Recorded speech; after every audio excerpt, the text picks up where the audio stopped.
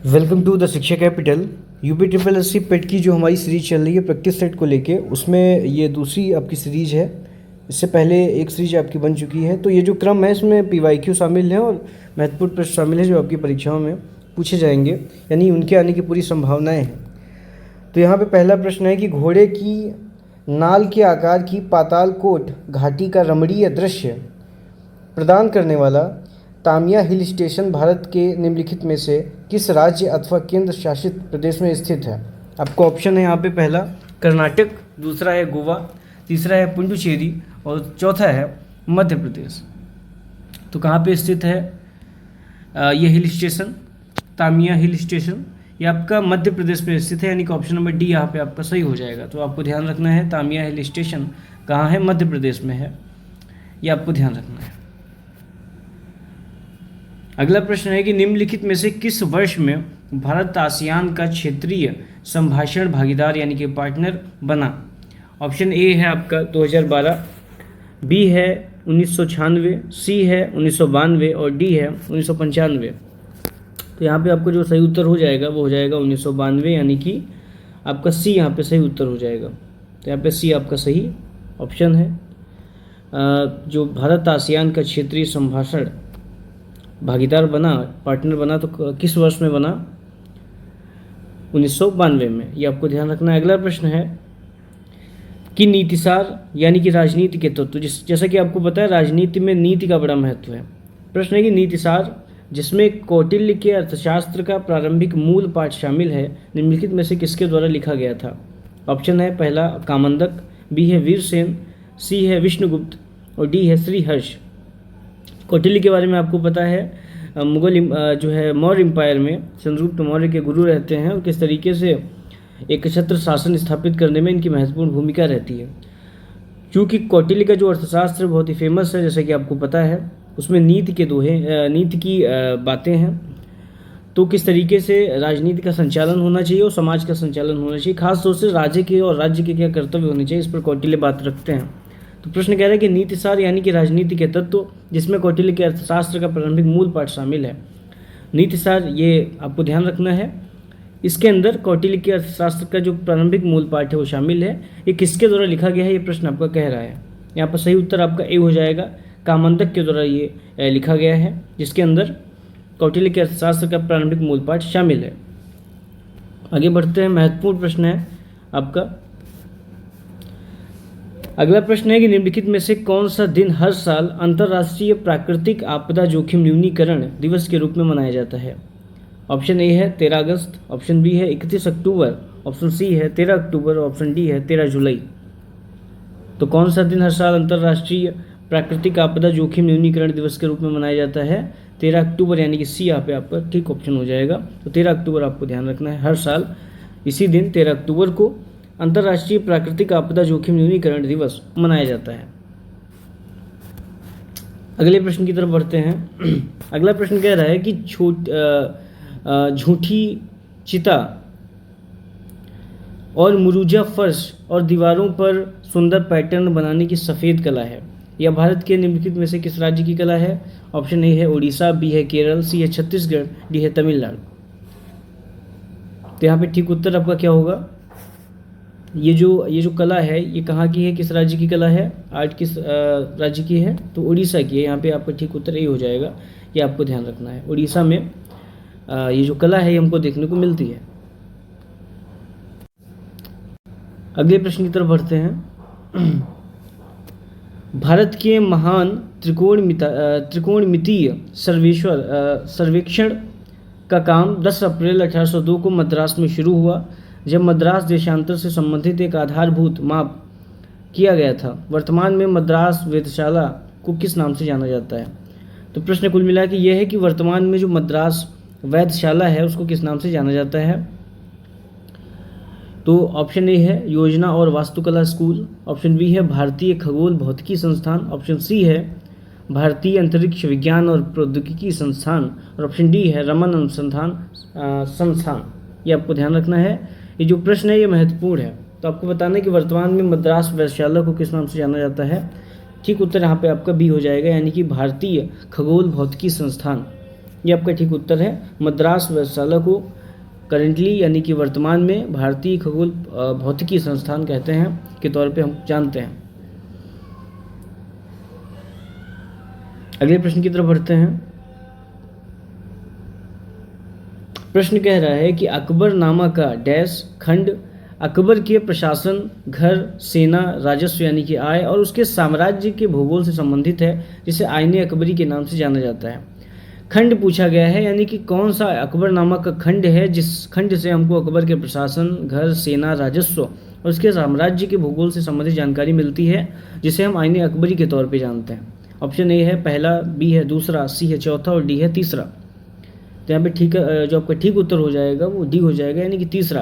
यानी अकबरनामा का जो तीसरा खंड है उससे हमको अकबर के प्रशासन, शासन, घर, सेना, राजस्व के बारे में जानकारी और उसके साम्राज्य के भूगोल से संबंधित जानकारी मिलती है, जिसे आईने अकबरी हम कहते हैं।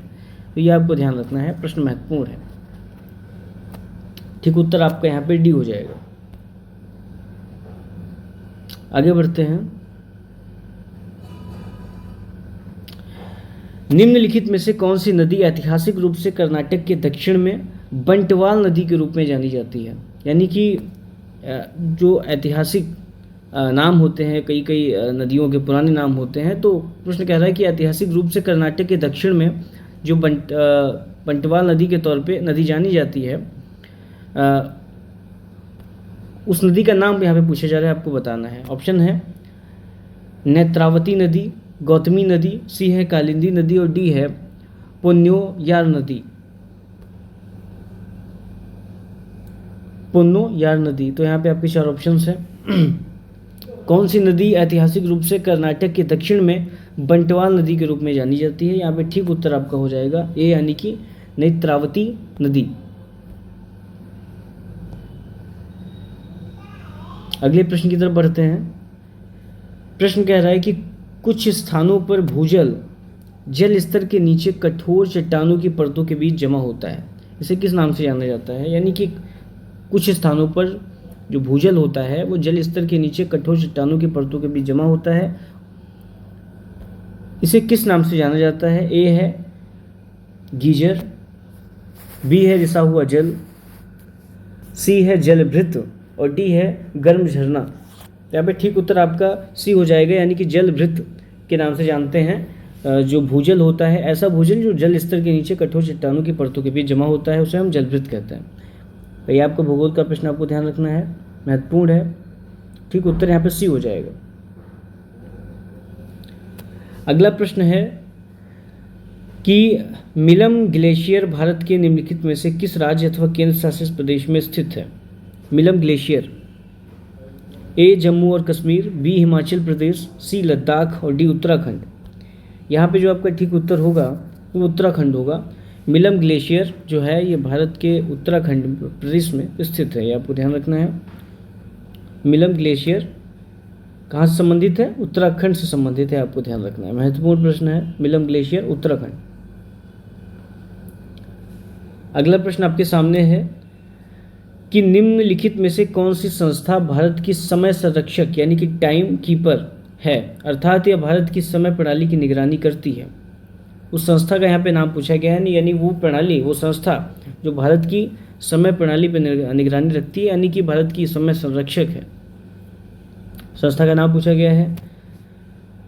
पहला ऑप्शन है आपका PRL यानी कि फिजिकल रिसर्च लेबोरेटरी, बी है इसरो यानी कि इंडियन स्पेस रिसर्च ऑर्गेनाइजेशन, सी है इंडियन नेशनल साइंस एकेडमी और डी है आपका national physical laboratory CSIR, NPL यानी कि नेशनल फिजिकल लेबोरेटरी। तो कौन सी संस्था भारत की समय संरक्षक है, यानी भारत की समय प्रणाली पर जिसकी निगरानी का काम वो संस्था करती है? यहाँ पे ठीक उत्तर आपका हो जाएगा डी, यानी कि नेशनल फिजिकल लेबोरेटरी, यानी कि CSIR NPL यानी कि नेशनल फिजिकल लेबोरेटरी ये काम करती है भारत की समय संरक्षक का, टाइम कीपिंग का। आगे बढ़ते हैं, ठीक उत्तर आपका डी हो जाएगा। अगला प्रश्न है कि भारत का थार मरुस्थल विश्व का सबसे घनी आबादी वाला मरुस्थल है, जिसका जनसंख्या घनत्व यहाँ पे पूछा गया है, यानी कि उसका जनसंख्या घनत्व कितना है आपको बताना है। ए है 75 व्यक्ति प्रति किलोमीटर स्क्वायर, बी है 83 व्यक्ति प्रति किलोमीटर स्क्वायर, सी है 70 व्यक्ति प्रति किलोमीटर स्क्वायर और डी है 45 व्यक्ति प्रति किलोमीटर स्क्वायर। सही उत्तर आपका बी हो जाएगा, यानी कि 83 व्यक्ति प्रति किलोमीटर स्क्वायर। यहाँ पे एक और तथ्य आपको ध्यान रखना है जो इस प्रश्न में ही छिपा है कि जो थार मरुस्थल है भारत का, ये विश्व का सबसे घनी आबादी वाला मरुस्थल है। ये तथ्य आपको ध्यान रखना है। इसका जनसंख्या घनत्व इस प्रश्न में पूछा गया था, तो 83 व्यक्ति प्रति किलोमीटर स्क्वायर है। ये आपको ध्यान रखना है। ऑप्शन नंबर बी यहाँ पे ठीक हो जाएगा। आगे बढ़ते हैं। प्रश्न कह रहा है कि हरित क्रांति के संदर्भ में HYV बीज क्या है जिन्हें चमत्कारी बीज भी कहा जाता है। ए है होमो उपज किस्म यानी कि होमो यील्ड वैरायटी, बी संकर उपज किस्म यानी कि हाइब्रिड यील्ड वैरायटी, सी है हेटेरो उपज भिन्नता यानी कि हेटेरो यील्ड वेरिएशन, और डी है उच्च उपज वाली किस्म यानी कि हाई यील्ड वैरायटी।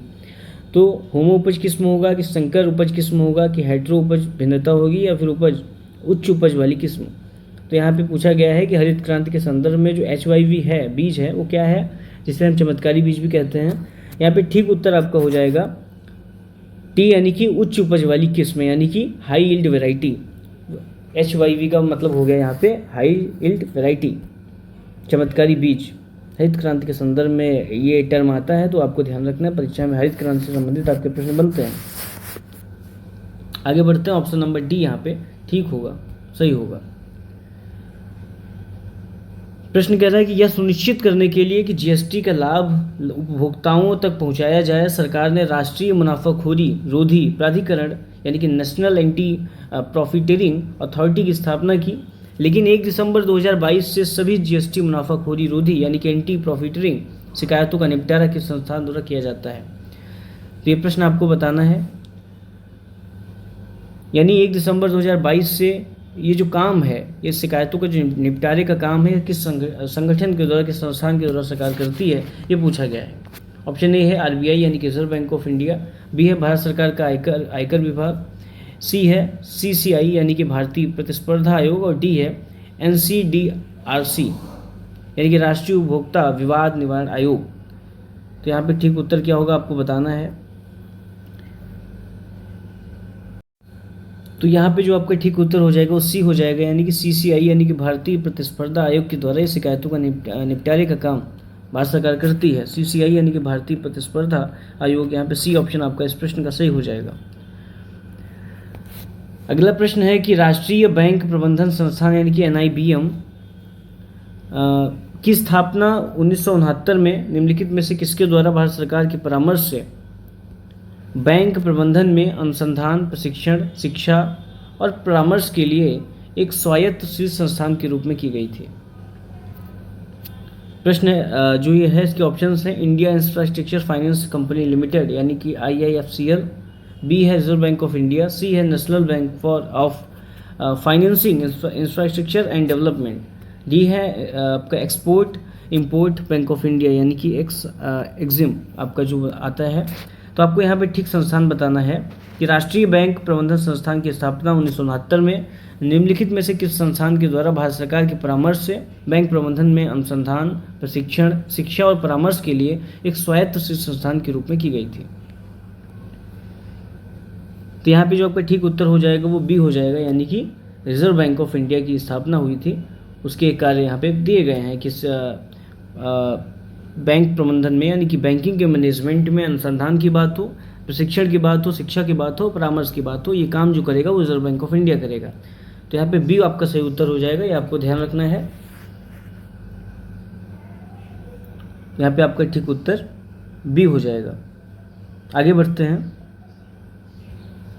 अगला प्रश्न पंचवर्षीय योजना से संबंधित है। 11वीं पंचवर्षीय योजना की अवधि क्या है? टाइम पीरियड, उसका जो टाइम पीरियड हो क्या है? ए है 2012-17, बी है 7-12 2007-12, सी है 2002-2007 और डी है 1997-2002।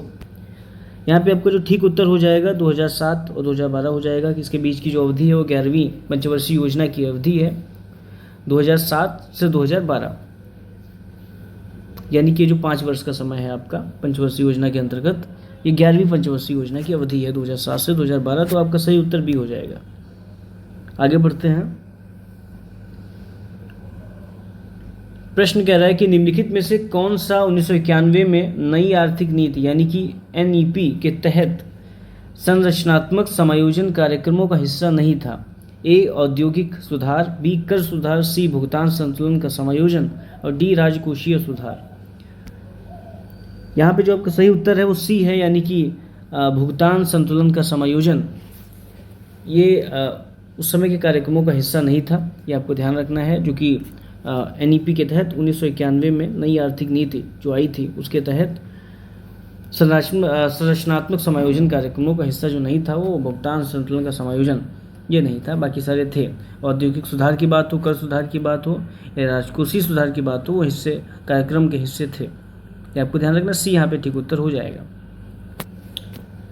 भारतीय संविधान का कौन सा अनुच्छेद मुख्यमंत्री के कर्तव्यों को परिभाषित करता है? अनुच्छेद 162, अनुच्छेद 170, अनुच्छेद 165 और अनुच्छेद 167।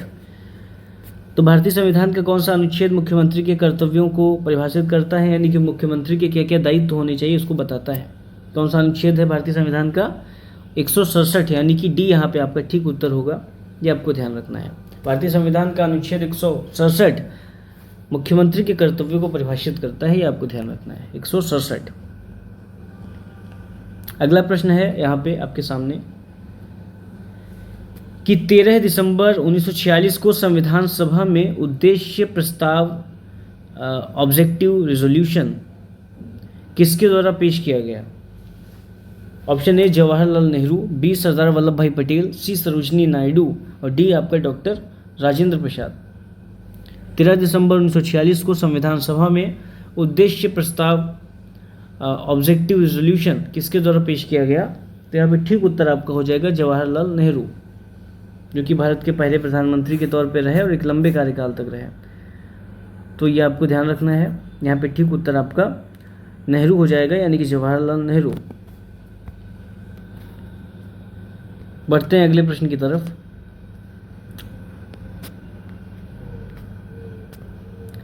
अगला प्रश्न आपका कह रहा है कि किस अनुच्छेद के तहत आपातकाल के दौरान मौलिक अधिकारों को भी निलंबित किया जा सकता है?